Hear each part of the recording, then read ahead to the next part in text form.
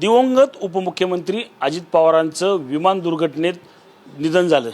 त्यानंतर अनेकांनी अनेक अंदाज जे आहेत ते बांधले, अनेक आरोप प्रत्यारोप देखील झाले। मात्र या विमानाची कशी बांधणी होती, या विमानाच्या कॉकपिटमध्ये सध्या आपण आहोत।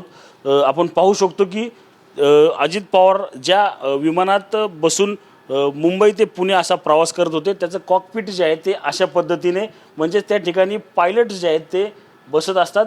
हे ते विमानतळाचं रनवे जे आहे ते या ठिकाणी आपल्याला पाहायला मिळते। या संदर्भात बोलण्यासाठी आपल्यासोबत अजय परांजपे सर आहेत। आपण त्यांच्याकडून जाणून घेऊ की नक्की हे अंदाज खरे आहेत का, आरोप प्रत्यारोप कशा पद्धतीचे हे सुरू आहेत, या संदर्भात बोलणार आहेत। सर नमस्कार, काय सांगाल तुमचं सर्वात प्रथम तुमचं एक ओळख करून द्या की तुमच्या कसं कार्य तुमचं या ठिकाणी चालतं। नमस्कार, सर्वप्रथम इथे आल्याबद्दल धन्यवाद। माझं नाव स्क्वॉड्रन लीडर अजय परांजपे आणि ही मी योस्काईज एव्हिएशन सेंटर संस्था तयार केली आहे मुलांना पायलटविषयी प्रशिक्षण देण्यासाठी।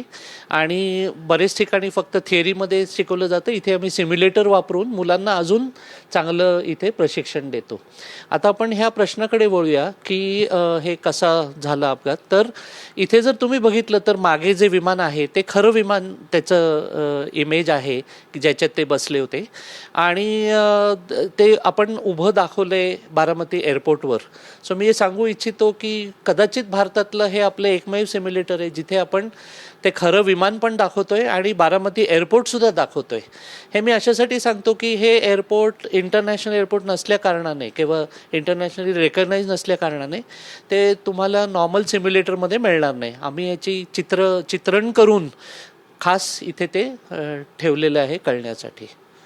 कसा हा नेमका अपघात जो आहे तो झाला असणार आहे, यावर आपण पाहिलं की अनेक अंदाज अनेकांनी बांधलेले आहेत। नक्की काय कारण या अपघाताचं असू शकतं? अनेक जण म्हणतात की काही दृश्यमान दिसत नव्हतं किंवा रनवे वगैरे दिसत नव्हतं, की नक्की काय ही संपूर्ण घटना आहे आणि कसा अपघात झाला असेल हा अंदाज आहे? आता दुर्दैवाने मी एअरफोर्समध्ये असताना अशाच एका क्रॅश विमानाच्या कोर्ट ऑफ एन्क्वायरीच्या ह्याच्यात होतो, मेंबर होतो कमिटीचा, आणि बरेच असे क्रॅशचे व्हिडिओज बघितलेत। तर त्याच्यात असं एक कॉमन फॅक्टर असतो की कदाचित किंवा कधीच असं होत नाही की एका कारणामुळे क्रॅश होतो, 2-3 कारणं मिळून येतात आणि मग तो क्रॅश होतो। असंही बघितलं गेलं आहे की त्या 3 कारणातली एक कारणं आधी पण घडलेली असतात पण त्यांनी क्रॅश होत नाही सुदैवानी। पण जेव्हा ती दुर्दैवानी 3ही कारणं एकदम येतात किंवा 2ही कारणं एकदम येतात तेव्हा क्रॅश होतो। तर त्यात हे बघण्यासाठी आपण बघूया की ते विमान मुंबईहून निघालं आणि ज्या दिशेने येत होतं मुंबईहून विमान, तर त्याच दिशेला तो रनवे होता, म्हणजे त्यांना फार काही वळवायची गरज नव्हती। पण बघण्यासारखी गोष्ट ही आहे की त्या दिशेला तिथेच सूर्य येत होता वरती, त्यामुळे त्यांना रिफ्लेक्शन आलं असण्याची शक्यता आहे। दुसरी गोष्ट, जेव्हा त्यांनी टेक ऑफ केलं तेव्हा त्यांनी व्हिजिबिलिटी किती आहे, म्हणजे किती दूर तुम्ही बघू शकता, तर त्यांनी सांगितलं होतं 3 किलोमीटर तुम्ही बघू शकता, ATCनी सांगितलं होतं। पण हा जो बारामतीचा एअरपोर्ट आहे तिथे उतरण्याच्या काही जे इलेक्ट्रॉनिक सोयी असतात त्या नाही आहेत, त्यामुळे तिथली रिक्वायरमेंट किंवा तिथली गरज ही 5 किलोमीटर आहे। त्यामुळे हे एक कारण नोट करण्यासारखं आहे की मग त्या पायलटनी चान्स घेतला होता का कदाचित त्याला वाटलं असेल सूर्यवर येतोय त्यामुळे पोचेस तोपर्यंत एखादंच इम्प्रूव्ह होईल। पण नंतर लक्षात आलं की त्या पायलटनी विमान त्या रनवेवरनं नेलं पण उतरवलं नाही, कारण त्यांनी रिपोर्ट केलं मला रनवे दिसत नाही आहे। कसं असू शकतं? सो आता आपण असं धरू की हे इथे रनवे आहे आणि विमान असं आलं, येता येता जसजसं तो खाली येतोय त्याला अजून रनवे दिसत नाही आहे, आणि रनवे इवन पुसट दिसला तरी तो चान्स घेणार नाही, कारण रनवेच्या ज्याची जी लांबी असते, आणि ह्या विमान हे आता हे मी जे दाखवतोय हे तिथलं प्रशिक्षणाचं विमान आहे जे हळू उडतं त्याच्या मनाने। हे जेट विमान असल्यामुळे जास्त वेगाने उडतं, त्यामुळे त्याला लवकर अंदाज घ्यायला लागतो की त्याला रनवे पूर्ण दिसतोय का, त्याला कुठे उतरायचं हे दिसतंय का। हे सगळं नीट न दिसल्या कारणाने त्यांनी सांगितलं मला रनवे नीट दिसला नाही म्हणून मी पुन्हा परत येणार आहे। त्यामुळे तो रनवेच्या जवळ आला आणि मग पुन्हा वर गेला। आता हे एक रूल असतो की जर असं जेव्हा घडतं तेव्हा त्याला 2 पर्याय आहेत की आयदर तो डावीकडनं येऊ शकेल किंवा उजवीकडनं। तर जेव्हा त्याला रनवे दिसत नाही तो वर जातो तेव्हा हा लॉ आहे की त्यांनी डावीकडनं वळूनच यायचं असतं. त्यामुळे तो डावीकडे असं वळला, रनवेच्या पॅरलल आला आणि जेव्हा पुन्हा रनवेशी अलाईन करत होता तेव्हा माझा असा अंदाज आहे की आता इथे काय कारणं असू शकतात पडण्याची. तर आपल्याला CCTV फुटेजमध्ये दिसले की विमान असं झालं होतं, विंगवर तुम्ही लक्ष ठेवा, असं झालं होतं आणि ते क्रॅश झालं. तर आणि ते क्रॅश कुठे झालं तर रनवेच्या डावीकडे. तर अशी एक शक्यता आहे माझ्या मते की विमान वळत होतं आणि त्याला लगेच रनवे दिसल्यावर त्याच्या लक्षात आलं की रनवे फारच डावीकडे गेला आहे आणि तो रनवेच्या उजवीकडे. मग त्यांनी जास्त स्टीप टर्न घेतला आणि तो स्टीप टर्न कसा असेल तर हा जर नॉर्मल टर्न असेल तर हा होईल स्टीप टर्न. ह्या स्टीप टर्नला स्टॉल होण्याची शक्यता असते विमानाची. स्टॉल म्हणजे काय तर एकदम लिफ्ट कमी होते आणि दगडासारखं विमान खाली यायला लागतं. तर हे जर खूप उंचीवर असेल आणि असं झालं तरी त्याला रिकवर व्हायला वेळ मिळतो, उंची तेवढी असते. हा रनवेच्या खूप जवळ असल्यामुळे त्याला ती उंची मिळाली नाही, तर तो अंदाज आला नाही का? त्याला तो अंदाज आला नाही आणि ते विमान स्टॉल झालं. आणि स्टॉल झालं म्हणजे काहीतरी गडबड झाली जी त्याच्या लक्षात आलं, म्हणून असं न्यूजमध्ये आलेलं आहे की त्यांनी शेवटचा शब्द ओ शिट असा केला होता. आता हा झालं एक कारण. दुसरं कारण टेक्निकल नाकारता येत नाही की एखादं त्याच वेळा जर इंजिन फेल झालं 2 पैकी. आता ह्याच्यात जर तुम्ही बघितलं तर हे दुसरं मॉडेल आहे, पण त्या विमानात जर तुम्ही बघितलं तर 2 इंजिन आहेत मागे, एक आपल्याला दिसतंय आणि एक तिकडच्या बाजूला आहे.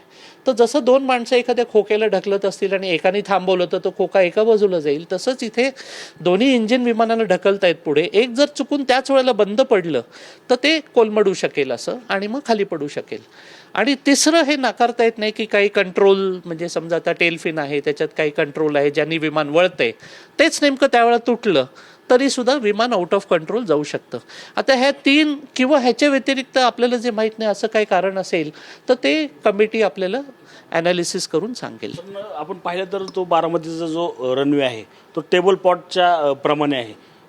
त्यामुळे काय गडबड झाली असावी किंवा काय त्याचा अंदाज आला नसावा त्या संबंधित पायलटला?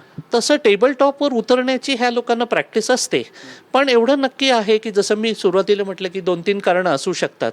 तर हा पण एक कारण असू शकतं की हे टेबल टॉप असल्यामुळे पायलट ज्या रीतीने त्या रनवेकडे बघतो त्याचा अँगल बदलतो. त्यामुळे जी टेक्निक आहे ती जो रनवे जमिनीशी अलाइंड आहे आणि जो टेबल टॉप आहे त्याच्यात थोडा फरक होतो.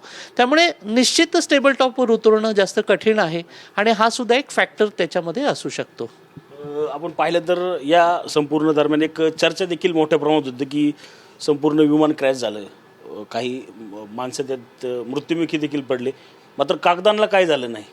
आता सध्याला ट्रेंडचा विषय तो आहे की कागदांना काहीच झालं नाही. नक्की हा घातपात असू शकतो, घातपात होण्याची शक्यता आहे का किंवा घातपात करता येतो का? माझ्या मते माझी जेवढी माहिती आहे टेक्निकल त्याच्यात इतका ॲक्युरेट घातपात करता येणार नाही की काही जळणार आणि काही जळणार नाही. हे आपण एखादं उदाहरण बघू शकतो की आपण काचेचा ग्लास जर खाली पाडला तर तो कसा फुटेल हे कोणी सांगू शकत नाही, किती तुकडे होतील हे तसंच हे क्रॅश झाल्यासारखं आहे. त्यामुळे माझ्या मते हे का घडलं असणार की जेव्हा सुरुवातीला विमान जेव्हा जमिनीशी आदळलं तेव्हा त्याचे तुकडे झाले. त्या तुकड्यामध्ये कुठली गोष्ट कुठेही फेकली जाऊ शकते.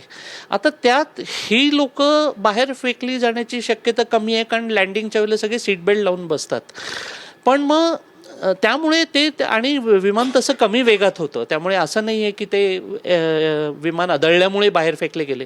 पण कागद आपण कुठे बांधून ठेवत नाही, काही फाईल ठेवलेली असते, तर ती शक्यता आहे की जसं एखादा ब्रेक होतं तर ते कागद बाहेर उडून गेली.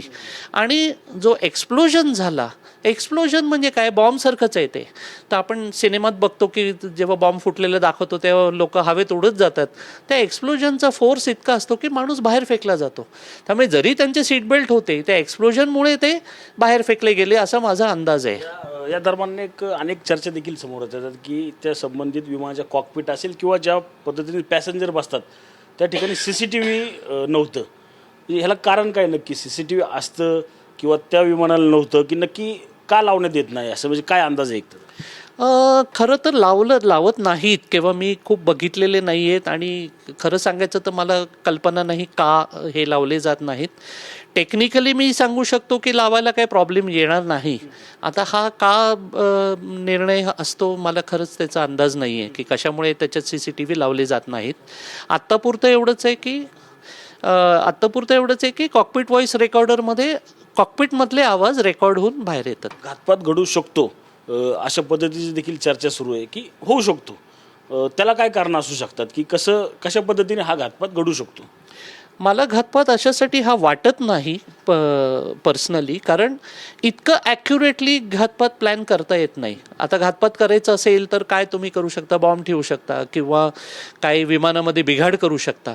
पण तो इतका ॲक्युरेट करणं की बारामतीपर्यंत पोचून मग तो बिघाड होणं, मग त्याच्यासाठी पायलटनी वरनं चक्कर मारणं, ह्या सगळ्या गोष्टी काही मॅच होत नाही आहेत. त्यामुळे कोर्ट ऑफ एन्क्वायरीमध्ये तर कळेलच काय होतंय, पण माझा अंदाज असा आहे की घातपात नाही आहे. का मला असं वाटतं, कारण इतका ॲक्युरेट घातपात करणं खूप कठीण आहे. नक्कीच आपण पाहिलं तर उपमुख्यमंत्री अजित पवारांचं विमान जे आहे ते अशाच पद्धतीने होतं. याच कॉकपिटमध्ये आपण बसून जे आहे ते संपूर्ण चर्चा जी आहे आता या संपूर्ण अंदाज असतील किंवा आरोप प्रत्यारोप असतील यावर घेतलेले आपल्याला एकूणच या आपण संपूर्ण मुलाखतीमध्ये पाहणार आहोत. मात्र या संदर्भात घातपात नसावा असा देखील अंदाज जो आहे तो आता अजय परांजपे सरांनी जो आहे तो या ठिकाणी सांगितलेलं आपल्याला एकूणच पाहायला मिळालेलं आहे. कॅमेरामॅन अभिजित पिशे, समीर रंजित जाधव, TV9 मराठी, पुणे.